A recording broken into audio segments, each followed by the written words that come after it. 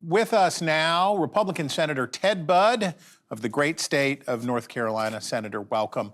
I want to start with the broadest possible question. Yeah. What do you expect to hear from President-elect, by then President Donald Trump tomorrow? What do you want to hear?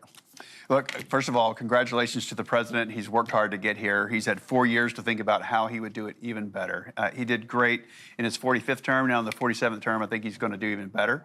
So let's talk about the road ahead. Let's talk about the America resurgence, and let's getting back from a time where things were unsafe and unaffordable, and now let's get to safety and prosperity. I think people are ready for that. They're tired, and they want some hope, and I think he's going to deliver. An optimist. So you're looking for an optimistic message that urges America, a shining city on a hill kind of jazz. You're going to hear that, right? And I'm guessing that's going to be in the second half of the speech. But the first is we got to talk about where we've been. Okay. You know, first of all, I'm not talking about 45th. I'm talking about 46 under Biden. We've got real problems that we've got to overcome, internationally, domestically. All the reasons that drove people to the polls on November 5th. He got the message, and now he's going to tell us what that is and what it's going to look like for the next 4 years. When they're going to hate me for asking you this, but when you think about great American oratory, political oratory, what are the speeches that I know that you are a scoutmaster, you are someone who has instructed young people in the ways of civic virtue. What are the speeches you look to? You go back to Kennedy, you go back to Reagan, and I really came of age. I started paying attention when Reagan was in office, and I would ask my dad, you know, what his thoughts were on Ronald Reagan, and we would talk about that afterwards. But again, we weren't in politics at that point, but we had opinions as Americans. To slip the surly bonds of earth and touch the face of God, he said. Okay, you said that Americans voted for radical change, and people who don't like you, that is to say, a lot of Democrats said, radical, radical, radical, he's radical. What do you mean when you say radical change? Driven by the root. I mean, a root cause. Okay. Okay. There you go. And so I think people are at their root. They know that this is a great country. Okay. And we've got everything we need. If we just lead correctly, I think we have everything we need as a country. We have the natural resources. We have a great geography. We have a wonderful people. We have great educational institutions. I think we just need to do the right thing under the right leadership for the next 4 years. We have a wonderful military. We need to properly lead it. Mm-hmm. I think people will sign up. We've had major recruiting challenges in our military, and not in the Marine Corps. I think they stay pretty focused. But some of the other branches, we've got to get back to the basics and if we talk about what the greatness of our country and the greatness of our military and so many things that we have going for us, I think that will be inspirational at every level. So the one thing I can tell that people have been voting for is competency, right? And I think a lot of these persuadable voters who came in and were the majority maker, the difference maker for Republicans, were not particularly ideological, but were pragmatic sort of voters. It's how do you see to it that Congress can do its job, that the executive branch does its job? It's not that good ideas are great, but if you can't get them done, people are going to be frustrated anyway. And I think that's something that we can say about where Biden ended up. Big hopes aren't enough. You got to be able to execute. What are you going to do in the United States Senate that makes it possible for radical change to take place? A lot of it starts with tax cuts and continuing those. I think people are really worried if it's a small business person. It's not just big business. It's real individuals, you know, with a ladder rack on their truck, and they're going to work and they're going, I need to buy some more equipment, but I won't be able to afford it if this doesn't pass. So you got real folks out there. So there's a lot of newsy things that happen in this city, and they're saying, is it one bill or two bills? Oh, yeah. You know, I say whatever it takes to get it done. Okay. That's really, we got to get down to brass tacks. We just got to do the right things for the folks back home. They don't really care whether it's one bill or whether it's two. Whatever keeps people on board and is useful to enough folks to get it done in the House, send it over to us, we'll pass it, we'll relieve that. Then we've got to get on to a lot of other things. But the very first thing that the president's going to do is he's going to sign a lot of executive orders. Yeah. And I think we know there's probably going to be close to 100.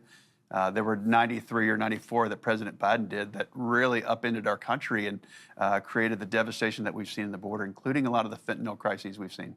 Okay.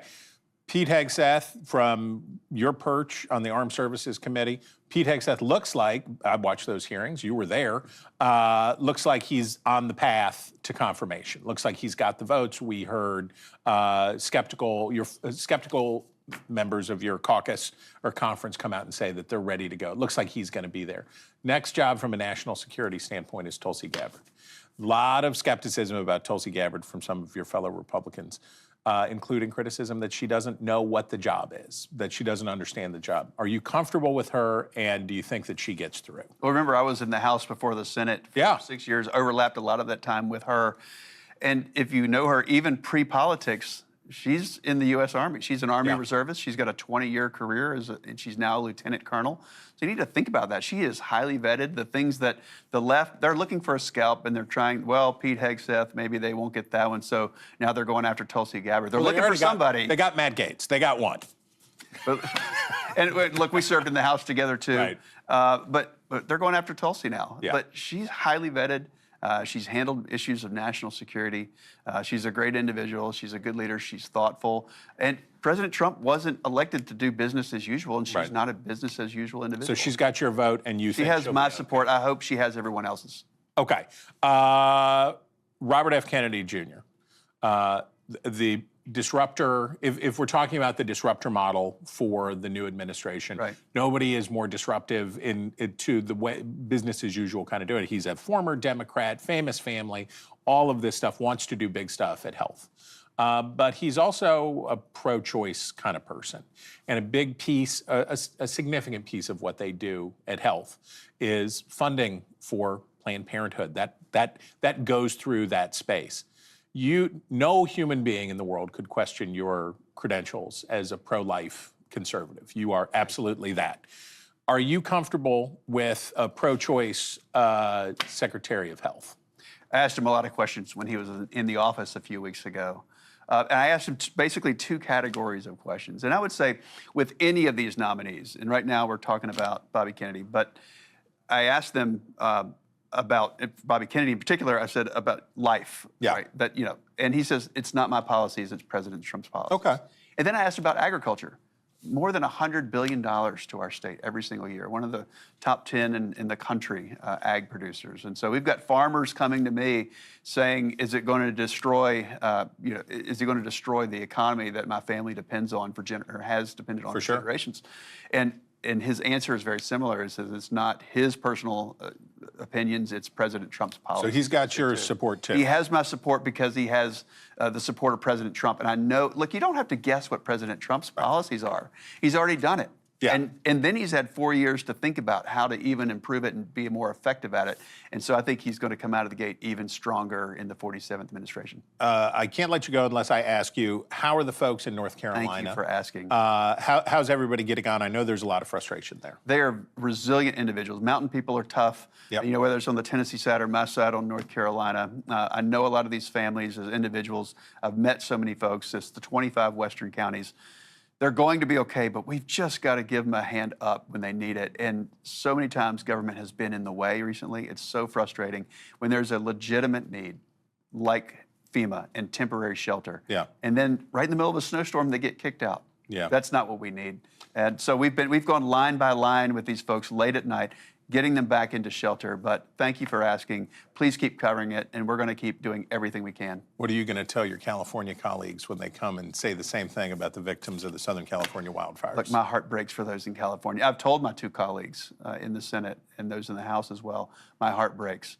We got to talk about some things that led to this and made it worse than it had to be. Mm-hmm. You're going to have wildfires in California, but it didn't have to be this bad. We got to have that conversation. Changes for the future. We do. We have to have that conversation. Okay. But my heart breaks for them. Senator, we thank you for your time. Thank you. If you ever took Steyerwalt Road north out of China Grove, North Carolina, you would know him already. But if you don't, here he is, Ted Budd. We thank you.